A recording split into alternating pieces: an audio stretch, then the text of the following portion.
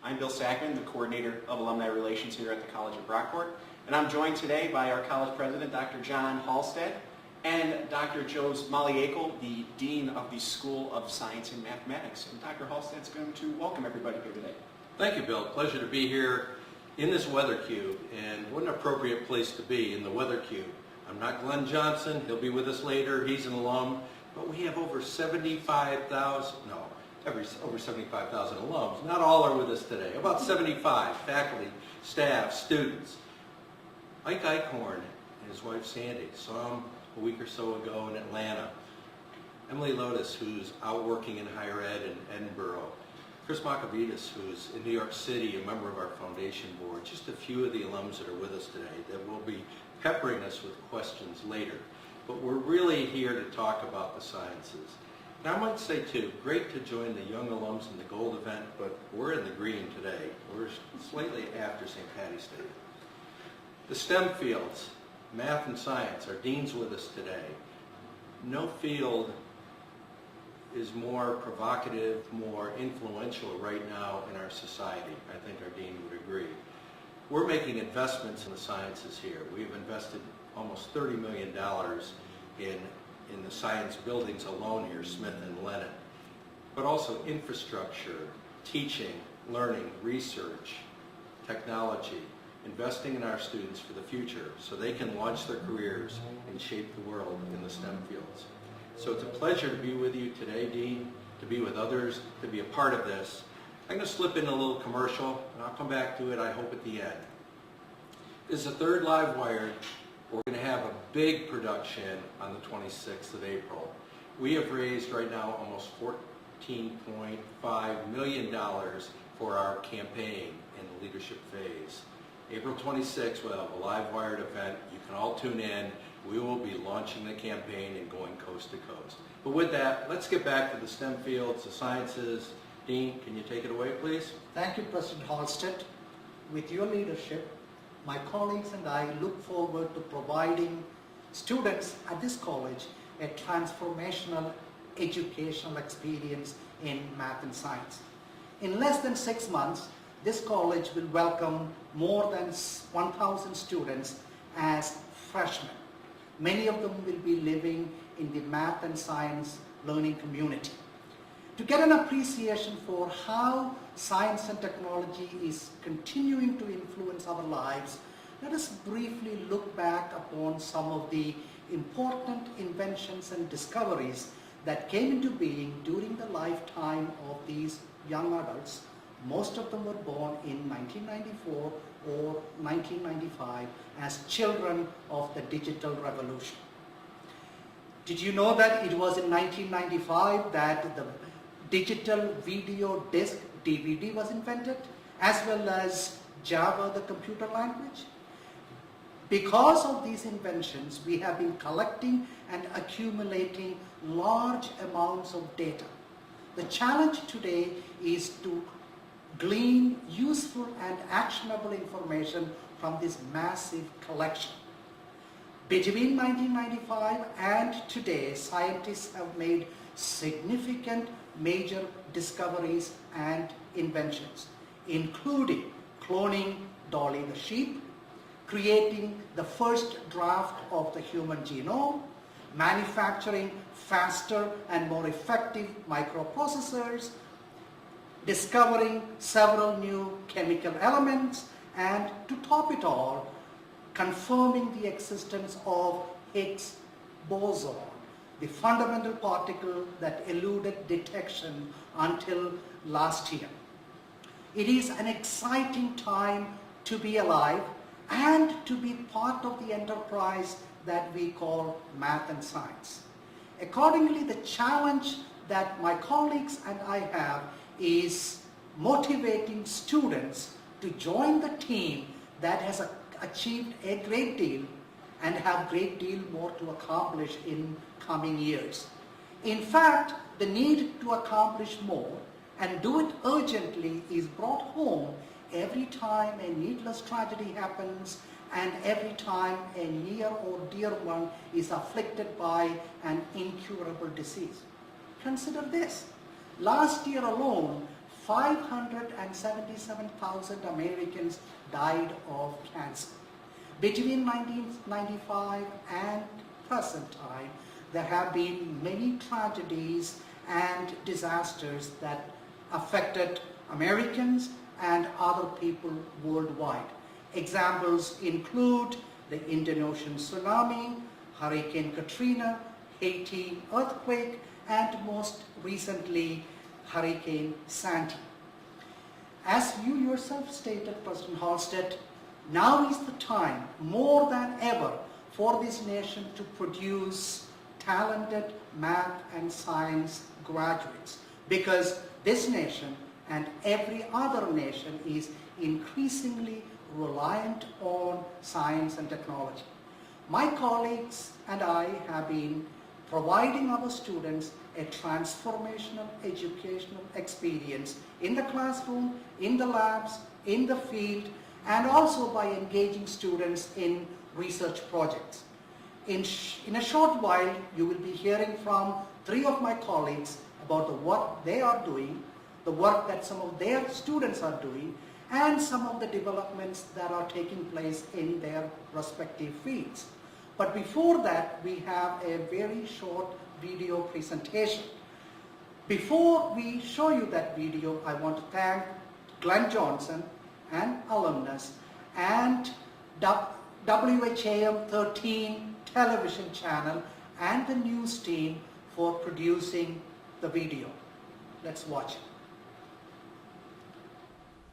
We're here at 13 WHAM with Chief Meteorologist Glenn Johnson. And just have a couple questions for you. Hey there, right. welcome to Channel 13. It's nice for you to come down and make a visit to our Thank studio. you very much for having me. It's a great opportunity. Good. So, about those questions, I would just like to ask you, when did you graduate Brockport? Well, many moons ago. It was, we're talking about almost 3 decades ago. 1985 was when I graduated from SUNY Brockport, and I got a degree in earth science and missed having a double major in communications and earth science. But, yeah, that was quite a long time ago. So what was Brockport like back then? Well, it was very similar to what it is right now. I think the students obviously are very similar. They're there to make friends and have a good time, but academia obviously is just a huge part of it. Now, I think obviously the campus, the physical portion of the campus has changed significantly. And I've been on campus recently, and I've been so impressed on how they've updated the residencies. Oh, yeah. Lennon Hall, of course, was my stomping ground for meteorology, and that has actually changed significantly over the last couple of years, too. The physical environment obviously has been updated to what we see to now in terms of the technology that's available. So why meteorology? Why meteorology? For me, and I think you'll find this with a lot of meteorology students, is that we started very early in life. For me, it was back when I was probably 10 or 11 years old, and I just remember always just loving to watch the weather. It was one of my favorite things. I used to go outside and be in the middle of a thunderstorm, and my mother used to have to drag me back in the house. And back during that time, it was more of a, it was more of a hobby for me than anything else. I always anticipated when I got older that I was going to play center field for the New York Yankees, and that never quite worked out. And I can remember my mother saying to me many years ago, she says, you always loved meteorology, why don't you take a shot at that? So what is the funniest / weirdest thing that you've experienced while forecasting the weather? The weirdest story that I think I ever had, because remember, we're dealing with a live broadcast, at least here at 13, 95% of the time. Yeah. And I came in, it was very early on in my career when I was on television on the weekend, and came into the studio, and we had an unusual haze and smell in the studio, and we couldn't figure out what it was. But we were going on the air no matter what, of course, and the theme music came up, and we went on the air, and the haze started getting heavier, turned into a smoke. And as we realized, and we have these very large curtains around the studio to deaden the sound, one of those curtains was laying on hot light. Oh. And as we're in the middle of the news, Doug Embledge was doing the news, and we saw flames shooting up from one of the curtains while we were on the air. And it was one of the scariest things that I can remember in a long time. And considering that I would have only been on the air a couple of months at the time, And we were lucky. We got to a commercial break, and someone came in with a fire extinguisher, and we put it out. And we figured we were in the clear. So I started doing my weather presentation, and the one thing we forgot about was the Henrietta Town Fire Department. And they came bursting through the doors when I was doing my weather presentation on the big green wall. And sure enough, they came walking on through, and it was funny because the firefighters had all their gear on, and they stopped, and they looked at me, and I looked at them, and I kept doing my weather broadcast. And the folks at home had no idea any of this was going on, and it wasn't until the later news Doug Ambledge picked up a fire extinguisher and put it on the set and said, hey, little do you folks know we had a fire in our studio. That's an extreme example of what can happen during a live broadcast, and that was probably the most unusual thing that I can remember.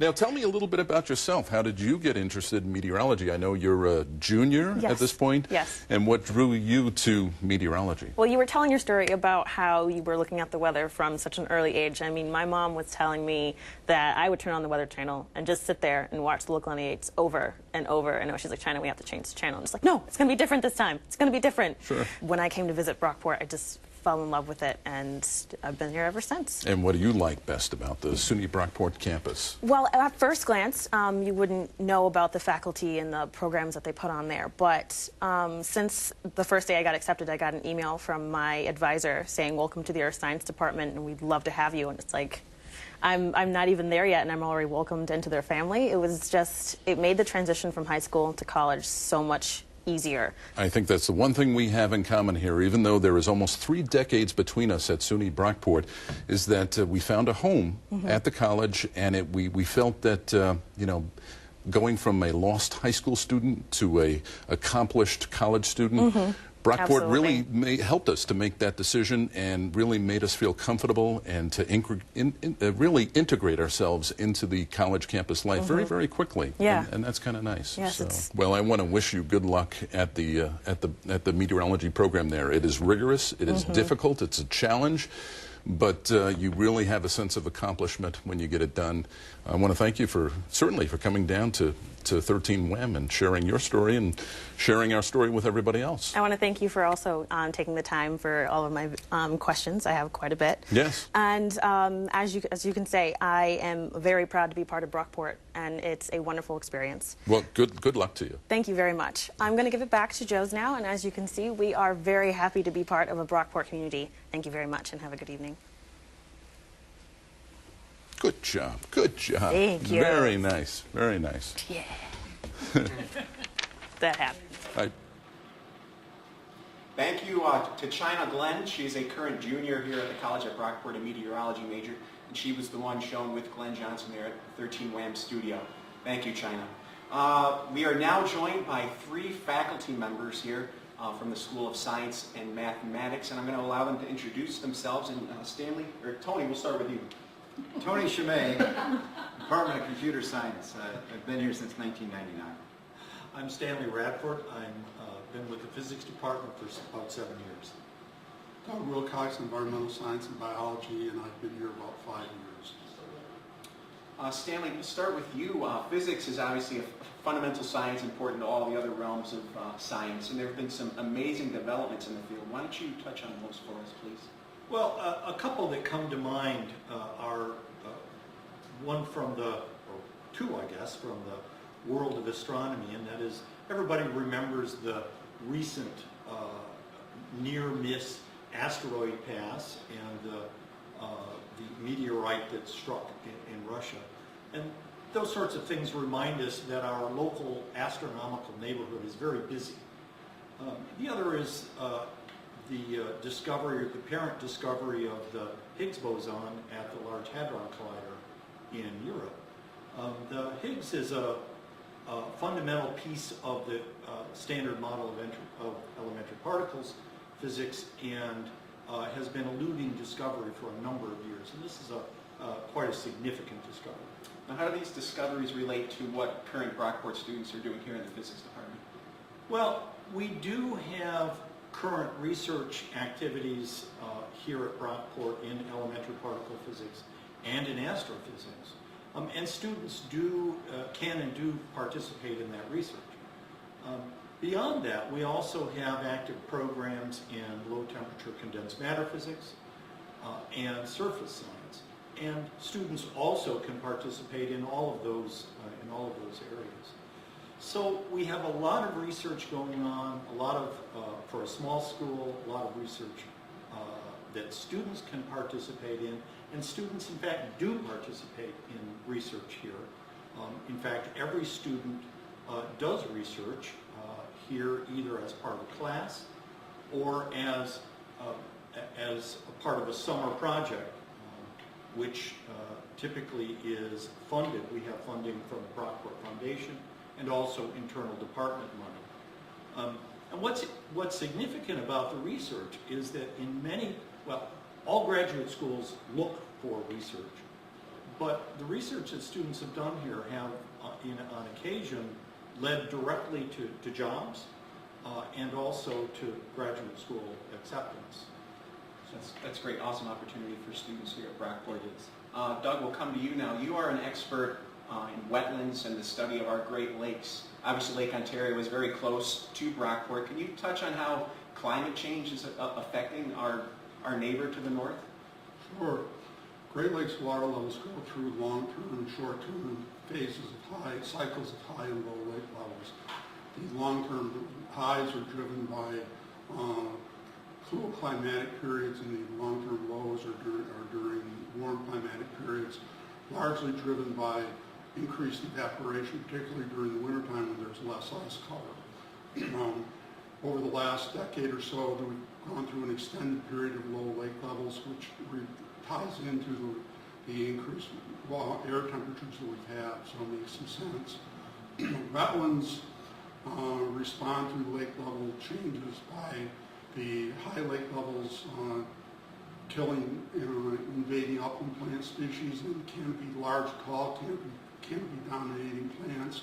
And then when the low water levels come back again, the seed bank, the seeds of all the other plant species that are in the sediments are exposed to the air and they get a chance to germinate and grow.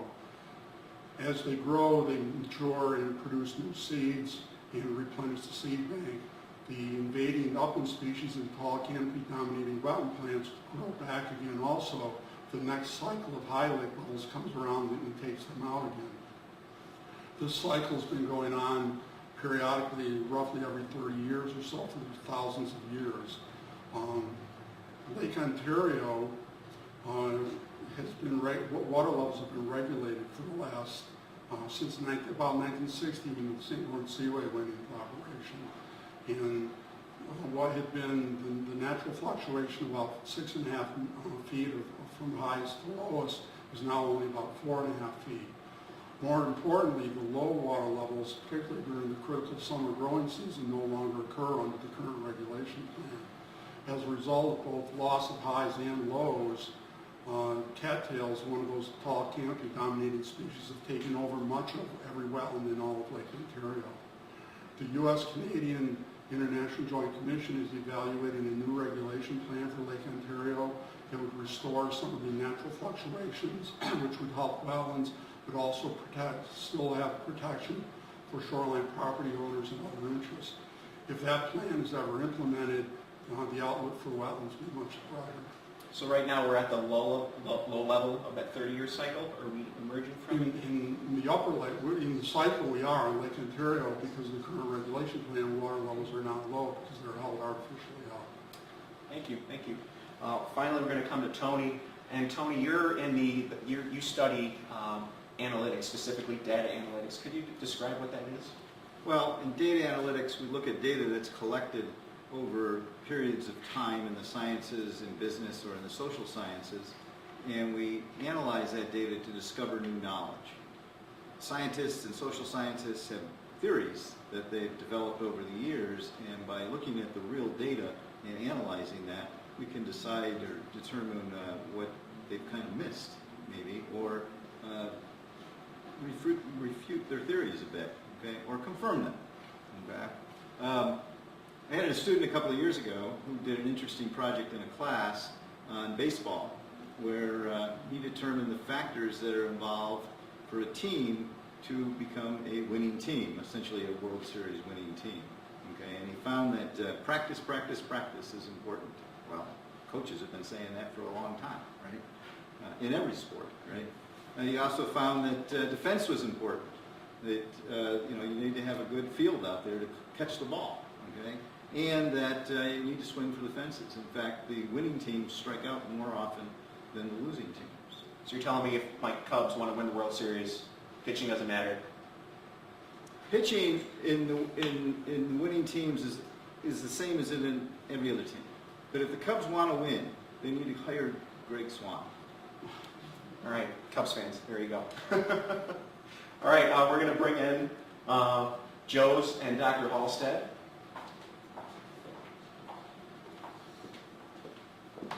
And we're going to take a question from our audience. All right, this message comes from Scott. Are there any research projects done in conjunction with schools outside of Brockport? For example, West Coast schools or international schools? We have a long-term project funded on working on wetlands all across the Great Lakes that has about 5 or 6 collaborating universities across the Great Lakes. It's one good example. I have a colleague at Texas Tech that I work with continuously, actually in political science, looking at voting data. Interesting. We do have another question here as well, and Tony, it's going to you. If you are interested in the field of data analytics, what should you major in college? Well, first you should come here to Brockport, right? This is the place for data analytics, computer science department, and the computer information systems major specifically. So take note, potential students. Carrie Gotham, we're going to have our Director of Alumni Relations come in and give an update from our office. Carrie, hi. Hi. Hello, everyone. Thanks, Bill. I'm not terribly well versed in the sciences, but I am familiar with plant biology. My friends call me a fungi.